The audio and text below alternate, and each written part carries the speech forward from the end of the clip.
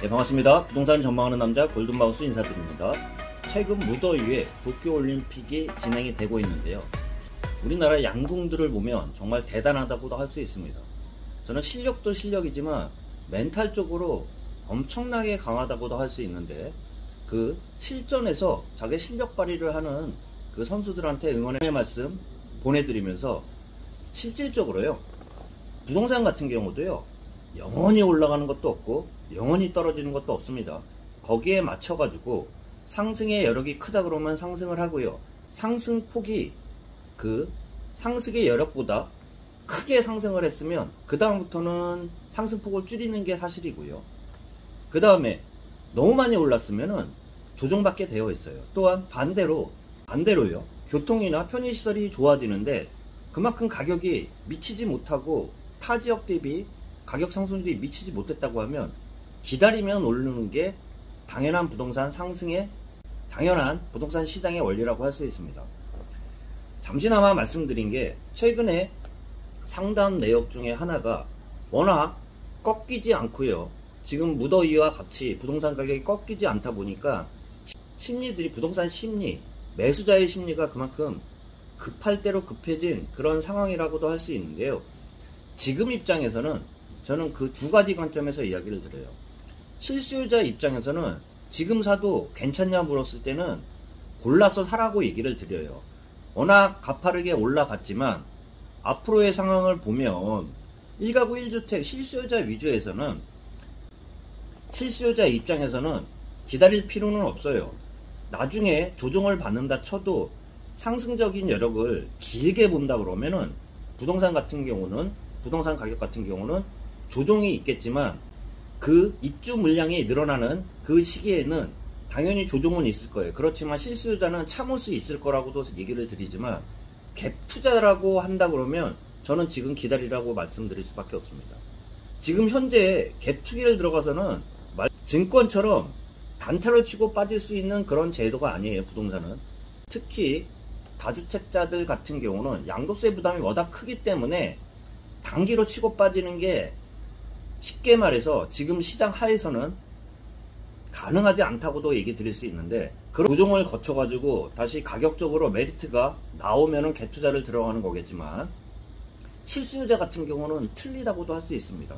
그만큼 실수요자 입장에서는요, 가격 상승률에 구애받지 마시고요, 그 안에서도 자기한테 맞는 물건을 찾으라는 말씀과 함께, 3기 신도시 사전 청약도 이제 시작하기 때문에 우선적으로 가점이 되시는 분들 같은 경우는 청약 물량에 나오는 것들을 찾으시고요, 두 번째 같은 경우는 기존 주택 하에서도요, 실거래가 대비 호가가 워낙 널뛰기로 하고 있는 상황이기 때문에 실거래가와 호가들을 잘 구별하시고요, 호가가 많이 좁혀지는 하라고 하면은 실수요자 입장에서는 접근하라는 말씀 좀 드려보면서, 갭 투자들은 지금 들어가서는 제 생각에서는 성공할 수 있는 가망성 자체는 지금은 많지 않은 상황이기 때문에 갭 투자는 기다려야 되는 그러한 시기라는 말씀 좀 구별돼서요, 집을 사는 목적에 따라요, 실수요자는 뭐 살지 말지 망설이는 분들 같은 경우는 당연히 가격이 많이 올랐지만